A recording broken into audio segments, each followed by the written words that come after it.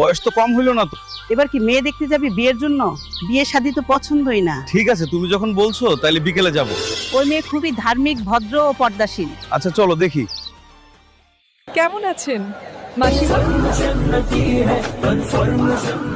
এই হলো সেই মেয়ে যার কথা বলছিলাম। ভেতরে এসো প্রিয়। কেমন আছেন? ভালো। আপনি আপাতত কি করেন? আমি ইমোতে ভিডিও কলে ফ্রিল্যান্সিং করি। সেটা আবার কি? 1 মিনিট অপেক্ষা করুন, আমার কাস্টমার কল দিছে। 200 বা 300 তো হবে না, 500 হলে আজ রাতে ভিডিও কল করুন। না, এখন সম্ভব নয়, বাড়িতে মেহমান এসেছে। ঠিক আছে, আমি এখন ফোন রাখছি। ধার্মিক, ভদ্র ও পর্দাশীল।